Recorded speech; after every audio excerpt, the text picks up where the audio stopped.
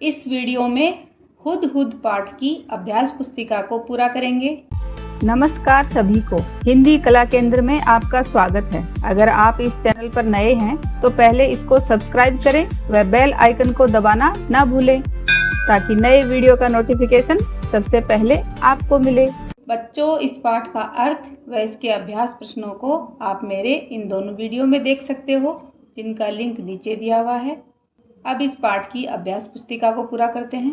पाठ में कुछ कठिन शब्द दिए गए हैं जिनके अर्थ आपको अपनी अभ्यास पुस्तिका में लिखना है और उनको याद करना है। उड़न खटोला, उड़ने वाला खटोला। चतुर का अर्थ है चालाक। फल, नतीजा। वर, वरदान। वंश, कुल। ताज, मुकुट। समेटे रखना का अर्थ है बटोरना या इकट्ठा करना। विख्यात का अर्थ है प्रसिद्ध या मशहूर।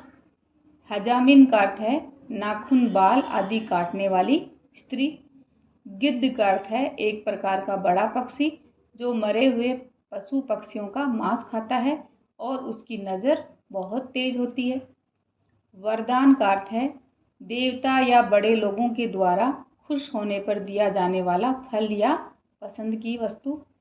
खटोला का अर्थ है छोटी खाट या खटिया। प्रसन्न का अर्थ है खुश। परामर्श का अर्थ है सलाह। स्वीकार करना, लेना। मुखिया का अर्थ है प्रधान या सबसे बड़ा। शोभा पाना, सुंदर लगना। पर का अर्थ है पंख। एक शब्द में उत्तर लिखिए। बादशाह का क्या नाम था? बादशाह का नाम था सुलेमान। बादशाह किस पर बैठा था? बादशाह उड़न खटोला पर बैठा था। हुदहुद के मुखिया ने अपने साथियों से क्या ली?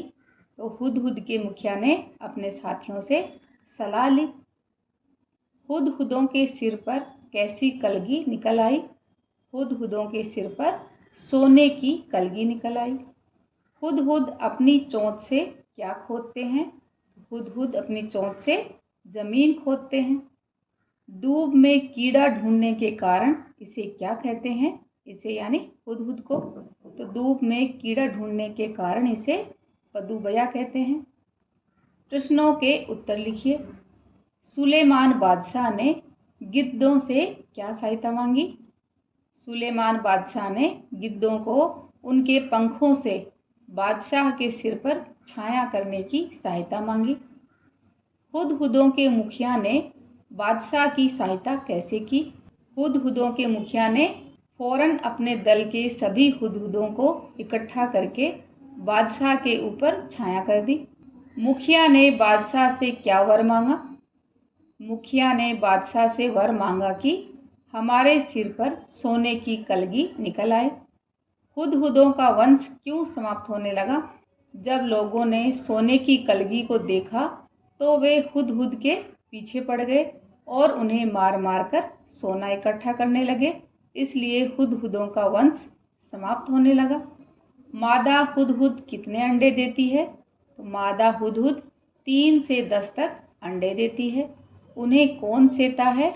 उन्हें मादा हुदहुद सेती है। नीचे लिखे शब्दों के अलग अलग अर्थ लिखिए। जैसे पर का एक अर्थ होता है पंख और दूसरा पर हम किंतु या लेकिन में काम में लेते हैं। सोना, सोना का अर्थ होता है नींद में होना और एक सोना गोल्ड जिसके जेवर बनते हैं। वर, दूल्हा और एक वर वरदान।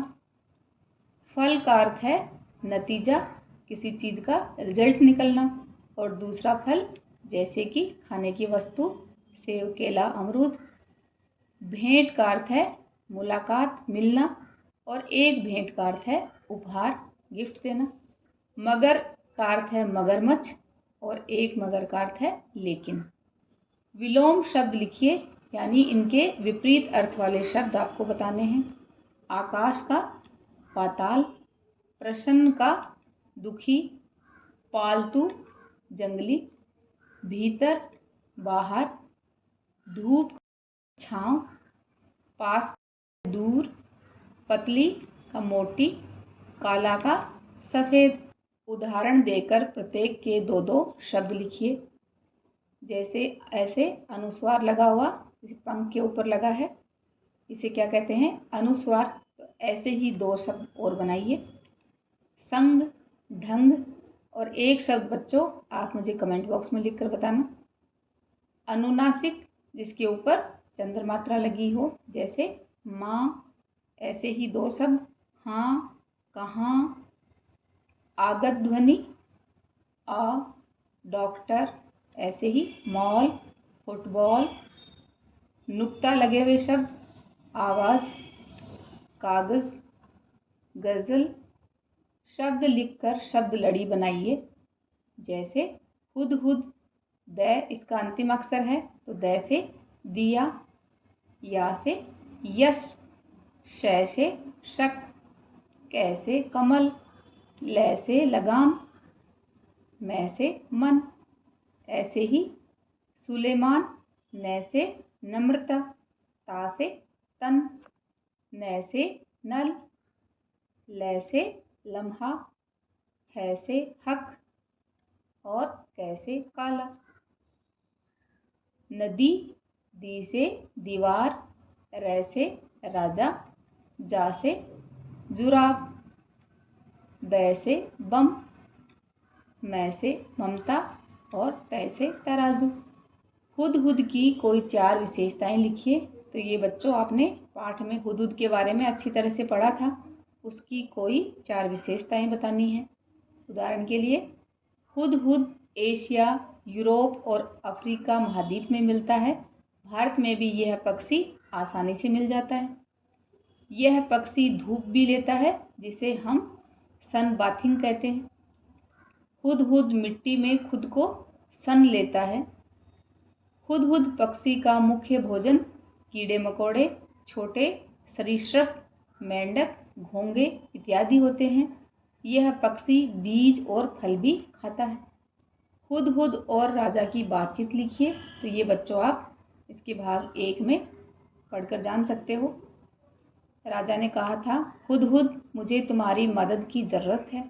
तब गिद्ध ने कहा था, कहिए मैं आपकी क्या मदद कर सकता हूँ। राजा ने कहा, अपने पंखों से तुम मेरे सिर पर छाया कर दो।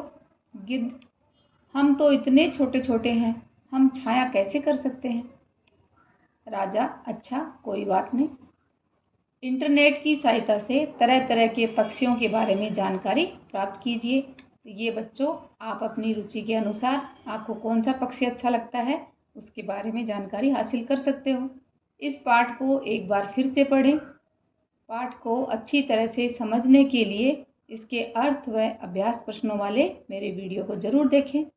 बच्चों आपको कौन सा पक्षी सबसे अच्छा लगता है उसका नाम आप मुझे कमेंट बॉक्स में लिखकर बताना, और वह पक्षी आपको क्यों अच्छा लगता है ये भी बताना। सुझावों व सुधारों के लिए कमेंट बॉक्स में लिखें।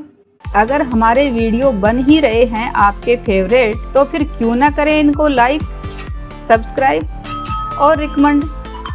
हमें और बेहतर बनाने के लिए आप कर सकते हैं कमेंट। धन्यवाद।